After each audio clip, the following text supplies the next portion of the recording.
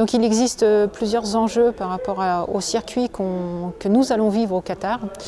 Donc les enjeux de l'équipe de France sont différents selon le groupe masculin ou le groupe féminin.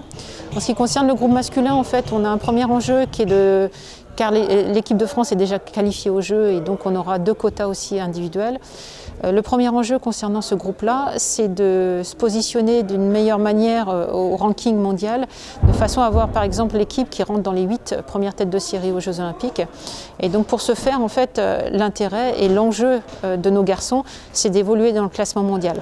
Les deux compétitions qui vont arriver, donc le Contender, le WTT Contender et le WTT Star Contender, ces 2 compétitions sur lesquelles ils sont inscrits et sur lesquelles ils vont évoluer, va donner accès effectivement à un certain nombre de points qui vont leur permettre effectivement d'évoluer au classement mondial. Donc il y a un réel intérêt et une conséquence par rapport aux Jeux Olympiques de Tokyo.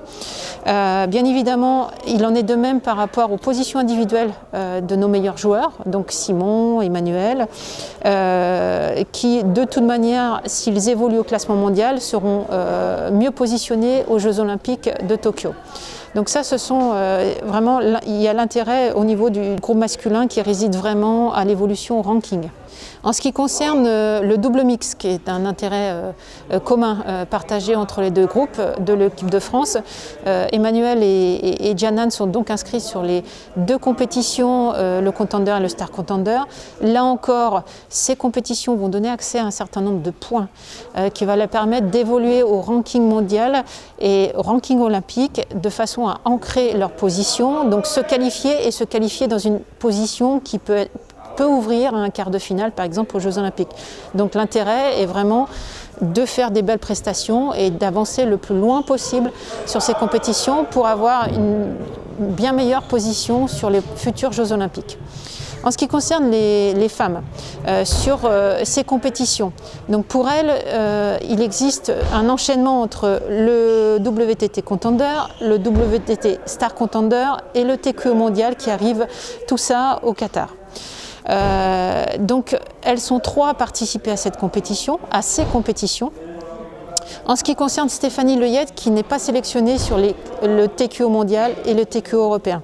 Stéphanie est très bien positionnée au ranking mondial. Elle, l'enjeu pour elle, c'est d'aller jouer sa carte et sa qualification via le ranking mondial. Là encore, le Contender et le Star Contender va ouvrir l'accès aux points. Voilà. Ce qui n'est pas du tout le cas au niveau du TQO mondial et TQO européen qui ouvre l'accès aux places et aux quotas. Voilà. Donc Stéphanie a un enjeu personnel à aller chercher sa qualification via le ranking mondial. En ce qui concerne les 2 autres joueurs, Janan Yuan a un double enjeu. Le premier enjeu, c'est d'aller chercher une qualification au ranking parce qu'elle est très près derrière. Et le deuxième enjeu, c'est de jouer sa préparation individuelle pour le TQO mondial qui arrive juste derrière les 2 WTT Series. Voilà. En ce qui concerne Pritika, qui elle est toute jeune, voilà, ça va être sa première expérience sur le circuit mondial senior. Donc elle va prendre l'expérience sur ces 2 WTT afin d'être effectivement bien positionnée sur le TQO mondial.